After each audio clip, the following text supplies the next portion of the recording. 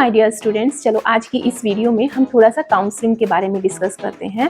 NEET UG की जो counselling होती है वो किस तरीके से होती है। जैसे कि आप जानते हैं आपका रिजल्ट डिक्लेयर होने वाला है, 14 जून तक हो जाए या फिर उसके 1-2 दिन बाद तक आपका रिजल्ट आ जाए। जब आपको आपका रिजल्ट मिलेगा यानी कि आपका स्कोर कार्ड मिलेगा बेटा, उसमें 2-3 चीज़ें मोस्टली जो देखी जाती है, मेंशन होती है। एक तो आपके मार्क्स कितने आए हैं, 720 में से आपने कितना स्कोर किया है।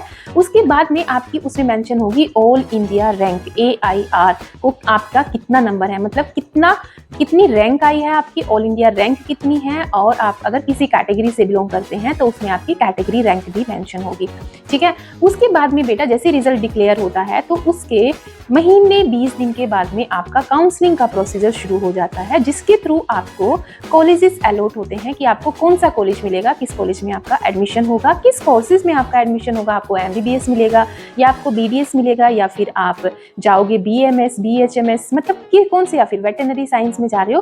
तो ये सारे कोर्सेज डिपेंड करेंगे कि आपकी रैंक कितनी है, ठीक है ना। कोर्सेज को डिवाइड कर दिया है, अलग अलग काउंसलिंग कमेटी है, अलग अलग काउंसलिंग कमेटी है जो इनकी काउंसलिंग कंडक्ट करवाती है। जैसे कि अगर मैं बात करती हूँ ऑल इंडिया लेवल पे, ठीक है ना। सबसे पहले तो एक चीज का ध्यान रखो, जो काउंसलिंग होती है, अगर हम नीट यूजी की, देखो बेटा, अगर हम नीट यूजी की काउंसलिंग की बात करते हैं तो वो 2 लेवल पे होती है, एक तो ऑल इंडिया लेवल पर और दूसरी स्टेट लेवल पर, ठीक है ना।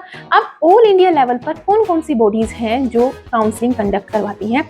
सबसे पहले MCC मेडिकल काउंसलिंग कमेटी, जो कि काउंसलिंग कंडक्ट करवाती है केवल और केवल MBBS के लिए, BDS के लिए और BSc नर्सिंग के लिए। जो कुछ सेंट्रल यूनिवर्सिटीज़ में नीट के बिहाफ पे एडमिशन होता है तो वहाँ पर भी काउंसलिंग MCC ही करवाती है उनके लिए, ठीक है। आयुष कोर्सेज के लिए होती है Ayush admission central counselling committee, उसके थ्रू हम जो हमारे BMS BHMS BSMS ये सारे कोर्सेज हैं, मतलब यूनानी के, आयुर्वेदिक के, सिद्धा, न्यूरोपैथी, तो ये होम्योपैथी, ये सारे कोर्सेज की जो काउंसलिंग होती है वो AACCC करवाती है, ठीक है। उसके बाद में बेटा अब हमारे बच्चे वेटरनरी साइंस और जो एनिमल हस्बेंड्री है BVSC की और एनिमल हस्बेंड्री की जो काउंसलिंग होती है वो होती है वेटरनरी काउंसलिंग ऑफ इंडिया के थ्रू, VCI के थ्रू, ठीक है ना। और जितनी भी मैंने ये आपको बॉडीज बताई हैं जो ऑल इंडिया लेवल पर काउंसलिंग कर रही हैं, ये जितनी भी इंडिया के अंदर ओवरऑल इंडिया में जितनी भी सीट्स हैं उनका केवल 15% ये फिल करती हैं, ठीक है ना।